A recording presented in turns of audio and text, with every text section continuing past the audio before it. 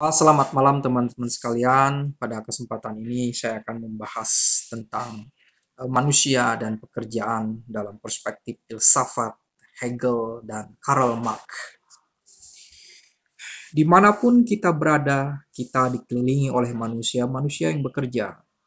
Sang istri yang memasak nasi, si penjual bakmi yang mendorong keretanya, regu pembuat jalan di depan rumah, Pak Camat yang menandatangani akte tanah, Bu Guru yang mengajar di cendekiawan di Leknas yang menyusun daftar pertanyaan untuk suatu penelitian. Begitu pula barangkali kita sendiri. Meskipun kita senang apabila pekerjaan kita selesai dan kita hidup tanpa pekerjaan sama sekali, tak dapat kita bayangkan. Meskipun kita senang, kita dapat bersantai di rumah dan main obrolan ke tempat teman. Kebanyakan kita harus bekerja karena tanpa kerja kita tidak memperoleh penghidupan. Tetapi andai kata pun kita tak perlu bekerja karena dapat hidup dari bunga sebuah modal, kiranya kita cepat akan bosan. Bahkan anak kecil saja sudah mulai bekerja pada waktu masuk sekolah kalau disuruh mengarit rumput buat kambing. Bagi kebanyakan orang, pekerjaan isi pokok dari setiap hari.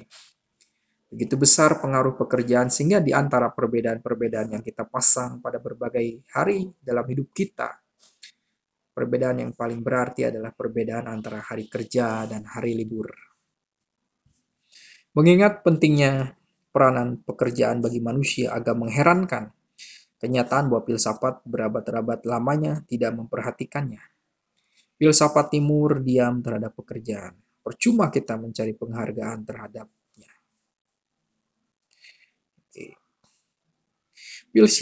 Filsafat India mementingkan roh dan menegaskan kepanaan hidup di dunia ini, maka tidak melihat suatu nilai tersendiri dalam mengerjakan dunia. Filsafat Barat pun berabad-abad lamanya memandang rendah pada pekerjaan. Begitu misalnya Plato yang hanya menganggap filsafat sebagai kegiatan manusia yang pantas. Ataupun Aristoteles yang memasukkan pekerjaan ke dalam puisis, pembuatan dari sesuatu yang kurang bernilai daripada praksis.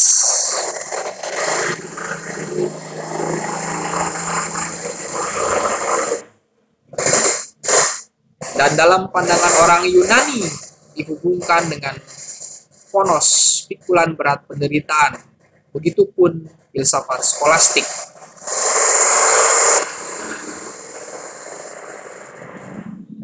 Baru menyingsingnya fajar zaman industri mulai mengarahkan perhatian pada filsafat mengenai pekerjaan. Penemuan-penemuan ilmu-ilmu alam, kemajuan teknik, dan penggunaannya secara komersil membuka suatu cakrawala tak terbatas bagi usaha manusia untuk menaklukkan alam. Penaklukan itu dijalankan manusia dalam pekerjaannya. Maka pekerjaan dianggap sebagai kegiatan khas manusiawi yang terutama. Dalam konteks ini, John Locke menemukan bahwa pekerjaan menciptakan hak, yaitu suatu hak alamiah atas milik terhadap benda-benda dan tanah, serta bahwa pekerjaannya memberikan nilai kepada setiap benda. Adam Smith, pendiri ilmu ekonomi politik, menguniversalkan pandangan itu. Seluruh kebudayaan dipahami sebagai hasil pekerjaan manusia di belakang kekayaan objektif suatu bangsa. Kegiatan golongan non-produktif terakhir itu tanpa manfaat bagi masyarakat karena tidak menghasilkan apa-apa, oleh karena itu tidak lagi menempati kedudukan tertinggi dalam kegiatan manusia.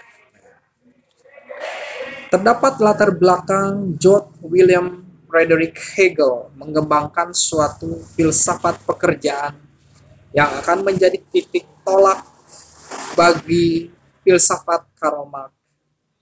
Filsafat pekerjaan kedua tokoh itu tetap menjadi pangkal loncat bagi usaha-usaha lebih kemudian untuk menyelami arti pekerjaan dalam filsafat Barat.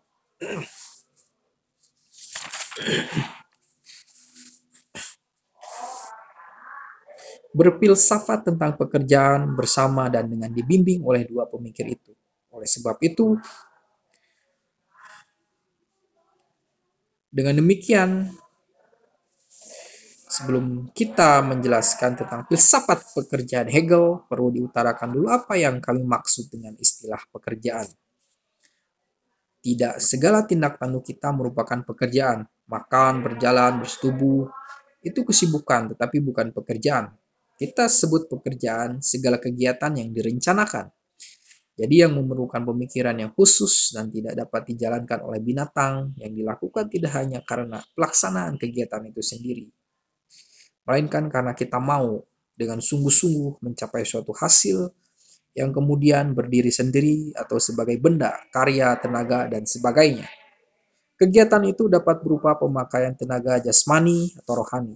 Tetapi karena ciri khas pekerjaan adalah hasil objektifnya, dan keobjektifan itu mesti jasmani. Prototipus pekerjaan adalah pekerjaan jasmani, dan itulah yang akan kami utamakan.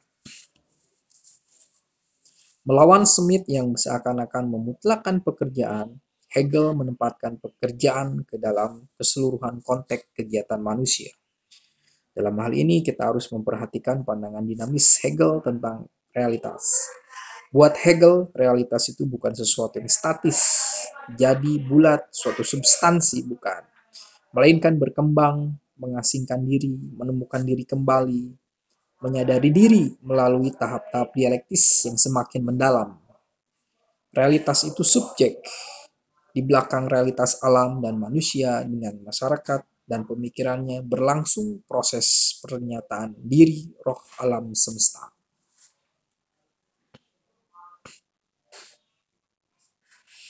Roh itu menyadari dan menemukan diri dalam manusia. Manusia pun dilihat oleh Hegel sebagai subjek yang harus terjadi, harus berkembang, harus menemukan diri. Manusia menemukan diri apabila dia menyadari diri sepenuhnya dan memiliki diri sebagai kesadaran itu dalam dunia objektif. Dengan menemukan diri, manusia semakin menjadi nyata. Dalam proses pernyataan dan perealisasian diri manusia sebagai makhluk yang menyadari dan memiliki diri pekerjaan, memainkan salah satu peranan yang kunci. Filsafat pekerjaan Hegel itu kehilangan artinya pun apabila dilepaskan dari keseluruhan Hegel tentang kenyataan. Karena Hegel tidak mengajukan suatu teori tentang pekerjaan, melainkan menggali apa yang terkandung dalam pengalaman yang kita sadari sendiri. Maka bersama Hegel kita mulai dengan suatu analisa tentang cara manusia menyadari diri.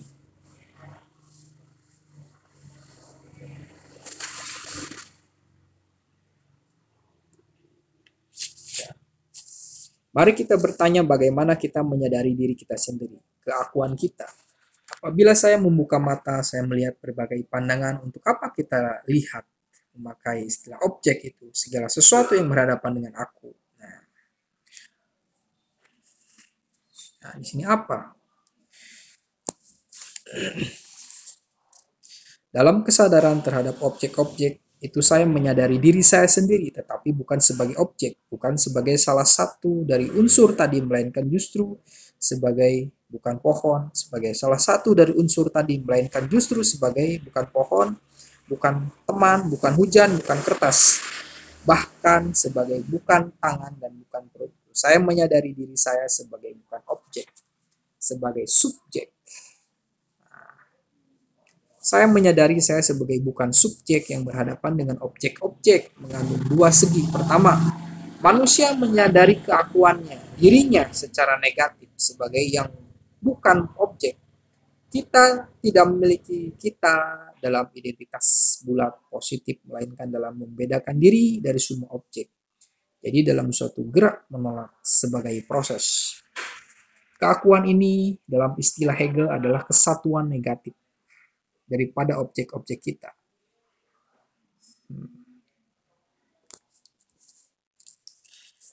Kesadaran diri tanpa adanya objek. Kita hanya dapat menyadari diri dalam membedakan diri terhadap objek-objek itu. Kita tidak menyadari diri secara langsung dalam identitas polos, melainkan sebagai gerak kembali dari yang lain. Tanpa objek tak ada aku. Pandangan itu dibenarkan oleh psikologi. Psikologi berpendapat bahwa apabila seorang anak karena salah satu penyakit tidak sampai dapat mempergunakan panca inderanya, jadi ia tidak dapat melihat, mendengar. Struktur subjek-objek adalah struktur dasar kesadaran diri manusia. Nah, ini yang menarik dari Hegel.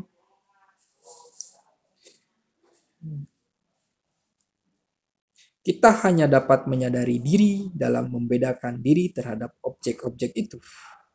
Kita tidak menyadari diri secara langsung dalam identitas polos, melainkan sebagai gerak kembali dari yang lain. Kita membedakan diri kita dengan yang lain. Ya, itu menjadi sesuatu yang pembentukan proses aku. Saya menyadari saya sebagai bukan subjek yang berhadapan dengan objek-objek. Manusia menyadari keakuannya, dirinya secara negatif sebagai yang bukan objek. Saya bukan itu, saya bukan ini, saya bukan itu. Itu adalah perumusan proses mengenai aku yang dinamis. Apabila manusia menyadari diri sebagai lawan atau yang berhadapan dengan dunia objektif di sekelilingnya, bagaimana ia dapat membenarkan diri? Artinya bagaimana semestinya sikap manusia terhadap dunia objektif sehingga eksistensinya terjamin dan pasti. Bagaimanakah eksistensinya dalam dunia dapat sesuai dengan hakikatnya sebagai makhluk yang memiliki diri yang menyadari diri.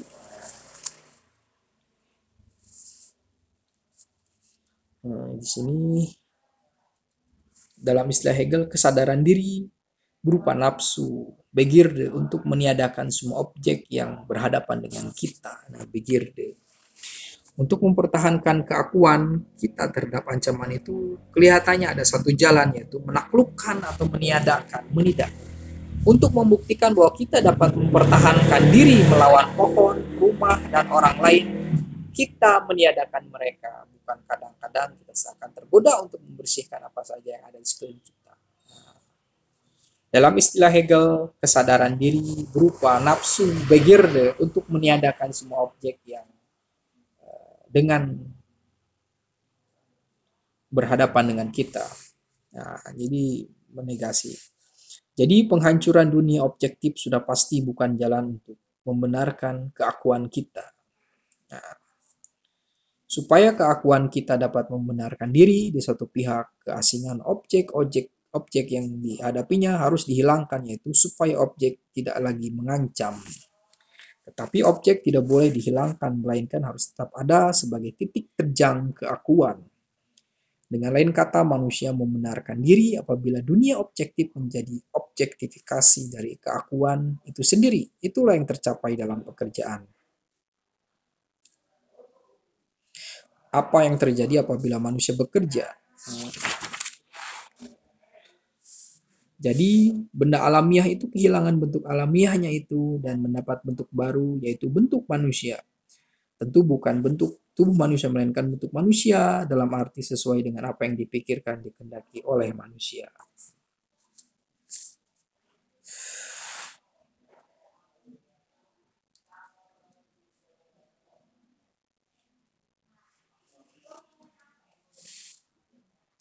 Semakin pekerjaan menghilangkan bentuk alamiah objek, semakin objek diberi bentuk baru, yaitu bentuk yang semula hanya ada dalam kepala si pekerja. Maka pada hasil kerjaan, bakat, cita-cita, tujuan, dan harapan si pekerja dilahirkan ke dalam objektivitas. Manusia yang memandang objek hasil kerjaannya tidak lagi memandang sesuatu yang asing, melainkan memandang dirinya sendiri.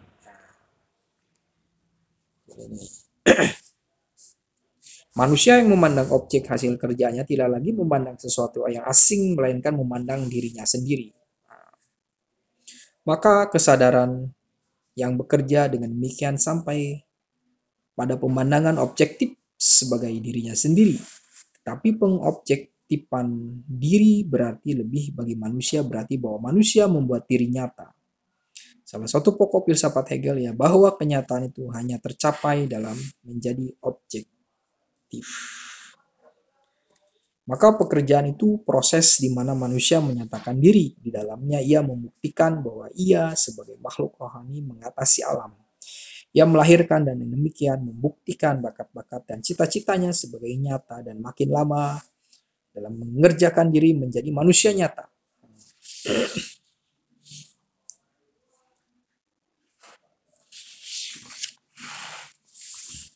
Dalam tindakan manusia tampak siapa dan apa ia sebenarnya. Batinnya seolah-olah dilahirkan sehingga ketahuan. Ciri khusus berlaku bagi pekerjaan. Alam yang dikerjakannya menyaksikan kepribadiannya. Makin banyak manusia bekerja, makin ia mengenali diri. Dalam tindakan manusia sekaligus menentukan diri. Sebelum ia bertindak, ia belum menentu, belum pasti dan jelas. Baru apabila ia mulai mengerjakan salah satu, ia secara nyata menentukan diri dan menjadi musikus atau matematikus. Dengan demikian pekerjaan itu salah satu tindakan dalam penentuan diri manusia.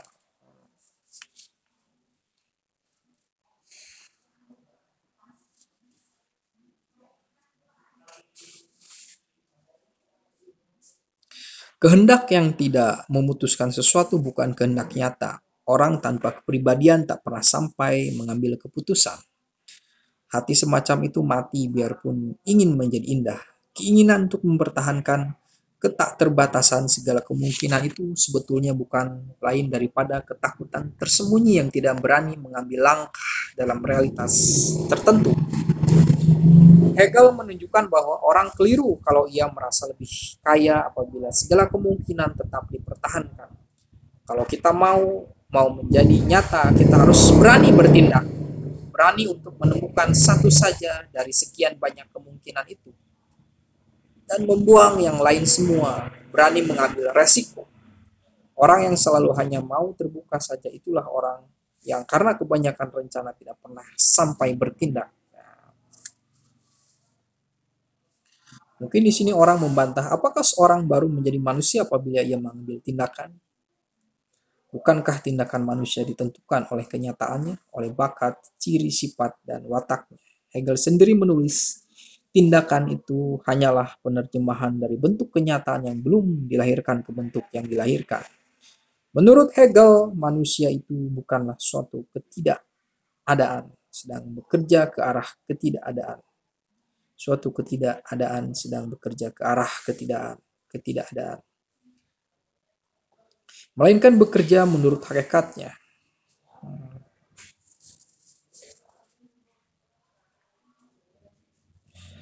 Pekerjaan itu tindakan yang merealkan atau menyatakan manusia, karena di dalamnya manusia melahirkan apa yang hanya secara potensial ada padanya ke dalam kenyataan objektif, sehingga ia dan orang lain dapat memandang, memahami dirinya.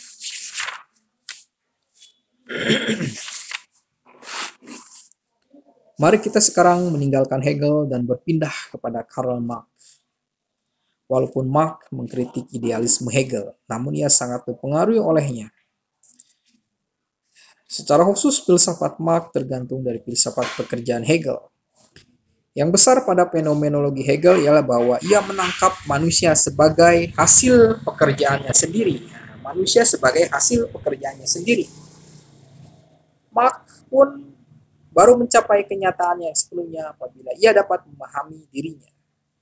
Namun Marx menegaskan bahwa beberapa ciri pekerjaan yang penting yang pada Hegel hanya termuat secara implisit.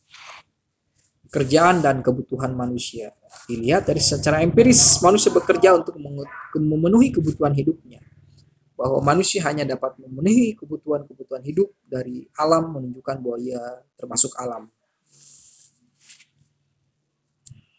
Menurut Marx, binatang itu berproduksi ke satu arah saja, sedangkan manusia berproduksi secara universal. Binatang hanya berproduksi karena langsung terdesak oleh kebutuhan fisik, sedangkan manusia berproduksi bebas dari kebutuhan tertentu. Bagi Marx, pekerjaan adalah tanda kekhasan manusia sebagai makhluk yang bebas dan universal. Bebas karena ia tidak hanya melakukan apa ia saja secara langsung menjadi kecondongannya, karena ia dapat merencanakan tindakannya. Orang tidak pernah hanya bekerja untuk dirinya sendiri. Hasil pekerjaannya memperlihatkan kecakapan dan cita-citanya kepada orang lain, membantu mereka untuk memenuhi kebutuhan mereka. Kolektivisme ditolak Marx karena tidak mau menerima manusia dalam seluruh kekayaan hakikatnya yang konkret. Pekerjaan bersifat sosial bukan hanya dalam dimensi ruang, artinya pekerjaan tidak hanya menghubungkan manusia-manusia yang hidup pada saat yang sama, melainkan juga mencakup dimensi waktu. Pekerjaan itu tindakan manusia selama seluruh sejarahnya. Alam yang mengelilinginya manusia sekarang dibangun berturut-turut oleh umat manusia sejak permulaannya. Maka melalui pekerjaan manusia menyejarah. Pekerjaanlah yang menjadi ikatan antara generasi-generasi itu. Setiap generasi mewariskan apa yang dikerjakan kepada generasi berikutnya, alat-alat kerja, dan sebagainya. Jadi pekerjaan itu betul-betul jembatan antar umat manusia. Bukan hanya antara yang hidup yang sekarang, melainkan juga antara yang sekarang dengan yang terdahulu. Fenomena keterasingan dalam kerja. Dari fenomena penderitaan dalam pekerjaan kelihatan bahwa pekerjaan dapat juga menjadi kebalikan dari pernyataan manusia, yaitu proses pengasingan diri atau alienasi. Fenomena keterasingan manusia dalam pekerjaan teramat kentara. Buat banyak orang, pekerjaan sehari-hari sama sekali bukan suatu kegiatan yang menggairahkan atau mengembangkan kecakapan mereka. Ternyata bahwa justru dalam pekerjaan manusia merasa terasing dari dirinya sendiri, merasa diperalat, direndahkan. Pekerjaan upahan. Bagaimana keterasingan dalam pekerjaan itu dapat diterangkan? Menurut Marx, pekerjaan itu mengasingkan manusia karena bersifat upahan. Pendapat itu salah satu pendapat dasar dalam teori Marx. Apa itu pekerja upahan? Pekerja upahan itu pekerjaan di mana saya tidak pertama-tama bekerja karena saya tertarik pada pekerjaan itu dan ingin menjalankannya, melainkan karena saya memerlukan upah. Orang tidak mencari upah karena iseng-iseng saja, melainkan karena tanpa upah atau gaji ia secara harafiah akan mati kelaparan. Jadi orang bekerja karena terpaksa, tidak karena senang. Keterpaksaan itu mempunyai dua segi dan dua-duanya mesti mengasingkan manusia. Pertama, apa yang dikerjakan tidak dapat dipilih sendiri. Si buruh terpaksa bersedia untuk mengerjakan apa saja karena apabila ia tidak mau, ia akan dikeluarkan dari perusahaan itu dan kehilangan nafkah hidup. Tetapi itu berarti bahwa pekerjaan sering tidak dapat memilih pekerjaan sesuai dengan bakatnya. Yang dikerjakannya ialah yang dikehendaki oleh majikannya. Pekerjaan upahan itu bukan pemuasan suatu kebutuhan, melainkan hanya alat untuk memuaskan kebutuhan di luar pekerjaan itu. Kebutuhan hidup fisik. Pekerjaan upahan mengasingkan kebebasan manusia. Begitulah karena orang lain menentukan apa yang harus dikerjakan oleh buruh, yaitu majikan. Dan karena pekerjaan itu merupakan tindakan pernyataan diri manusia, maka kalau manusia menjual pekerjaannya kepada orang lain, ia menjual dirinya sendiri. Dalam pekerjaan upahan, manusia mengasingkan dirinya sendiri. Dalam pekerjaan upahan, manusia mengasingkan dirinya sendiri. Keterasingan dalam pekerjaan pada pokoknya mempunyai dua segi. Keterasingan manusia dari pekerjaannya dan keterasingan dari orang lain.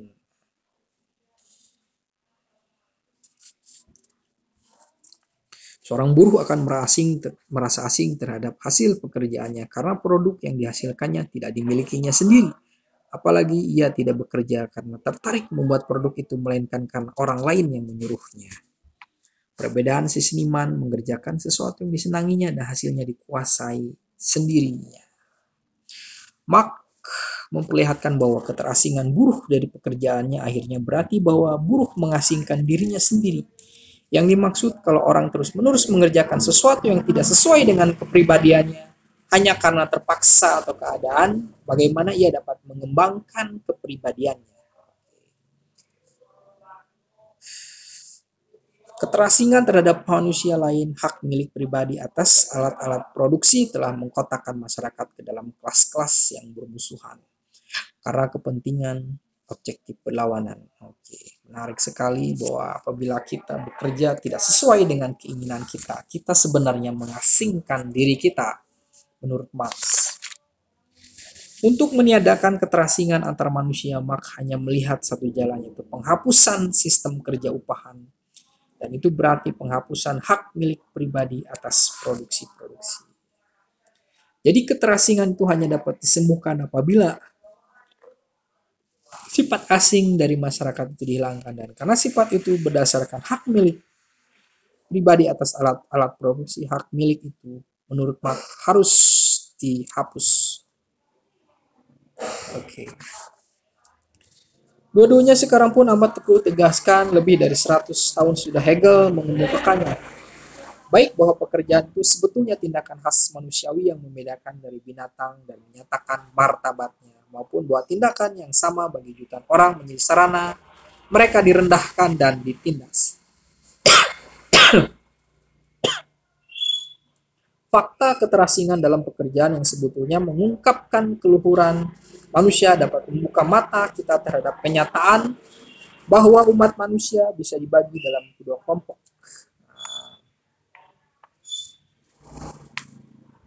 Dengan tidak garis jelas di mana terakhir proletar dan bourgeois. Penemuan Marx yang barangkali paling penting ialah bahwa keterasingan yang dialami oleh sebagian besar masyarakat bukan suatu hukum alam abadi, bukan sesuatu yang mesti begitu, melainkan merupakan akibat dari faktor-faktor dan struktur-struktur tertentu dalam masyarakat yang dipasang oleh manusia sendiri dalam sejarahnya, dan oleh karena itu dapat dipatahkan kembali olehnya. Kesadaran itu langkah pertama ke arah pembebasan. Refleksi atas sejarah penderitaan manusia, pekerja membuka faktor-faktor yang menyebabkan penderitaan itu agar ditangani, dan dengan demikian menjadi pendorong ke arah emansipasi. Bahwa keterasingan juga ada hubungannya dengan fakta bahwa buruh bekerja di bawah majikan. Kiranya tidak ada yang menyangkal, tetapi apakah semua hubungan buruh majikan itu sama saja? Tesis utama Marx ialah bahwa keterasingan manusia dari dirinya sendiri seluruhnya dikarenakan keterasingan dalam pekerjaan. Tesis ini mengandaikan bahwa pekerjaan merupakan satu-satunya kegiatan dasar manusia. Namun sebagaimana diperlihatkan oleh Jürgen Habermas, di samping dimensi hubungan manusia dengan alam masih ada dimensi hubungan manusia dengan manusia. Ternyata keterasingan itu suatu fenomen yang lebih kompleks daripada yang dibayangkan oleh Marx. Kalau itu benar, maka suatu perubahan terhadap cara pengorganisasian pekerjaan belum menjawab bahwa keterasingan manusia, bahkan keterasingan dalam pekerjaan, akan dihapus bersih. Perubahan-perubahan mendalam perlu agar pekerjaan menjadi manusiawi kembali. Selain pemberian bagian yang wajar dari hasil produksi seluruhnya serta penetapan jaminan-jaminan sosial.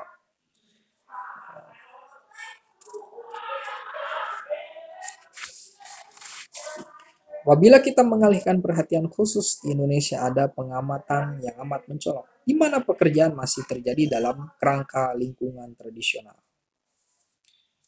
Oke.